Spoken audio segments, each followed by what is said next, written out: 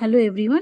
आज हम बात करते हैं शनि गुरु राहु केतु का जो हाल ही में राशि परिवर्तन हुआ है उसका मकर लगन जातकों पे क्या प्रभाव होगा। मकर लगन वालों के लिए शनि 29 मार्च 2025 को गोचर करते हुए मीन राशि अर्थात इनके तीसरे भाव में आए हैं। ऐसे में इनका तीसरे भाव में शनि का आना छोटे भाई बहन से संबंधित कर्म को बताता है।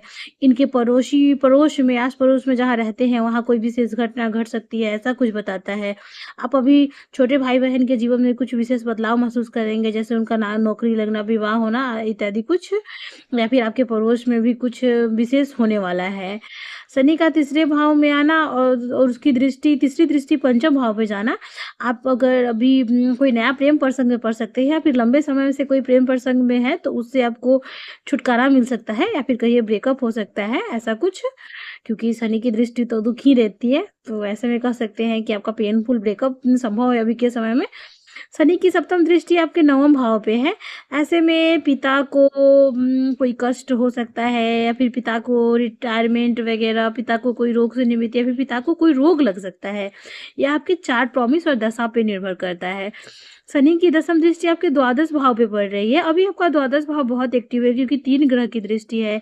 शनि की दसम दृष्टि आपके द्वादश भाव पे है। बृहस्पति की सप्तम दृष्टि और केतु की पंचम दृष्टि।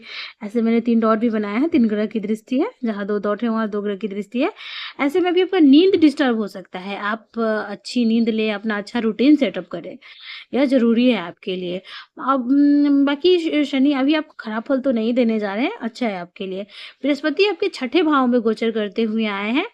ऐसे में यह समय आपके नाना के घर में कुछ विशेष होने वाला है। नाना के घर में किसी का शादी हो सकता है, मामा के घर में मामा का ही शादी हो जाए। आपको कोई रोग लग सकता है या फिर कोई रोग से छुटकारा मिल सकता है। आप यदि कर्ज में डूबे हुए हैं तो आपको कर्ज से मुक्ति मिल सकता है। बृहस्पति छठे भाव में आए हैं।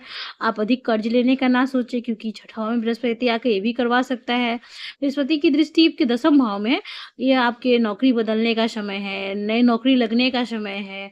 अभी आप कर्म में कुछ बदलाव महसूस करने वाले हैं। बृहस्पति की सप्तम दृष्टि आपके द्वादश भाव पे है, तो मैंने बताया ही, थोड़ा अपना दिनचर्या सेटअप करें, नींद समय से लें, यह बहुत ज़रूरी है। आप दान भी अधिक कर सकते हैं, आपकी आध्यात्मिक या फिर धार्मिक यात्रा हो सकती है। बृहस्पति की नवम दृष्टि आपके दूसरे भाव में है, अतः परिवार में किसी का गुजर जाना या फिर परिवार में कोई नए सदस्य का आना, ऐसा कुछ संभव है। मतलब घर में किसी का विवाह हो सकता है या फिर किसी को बच्चे हो सकते हैं, ऐसा कुछ।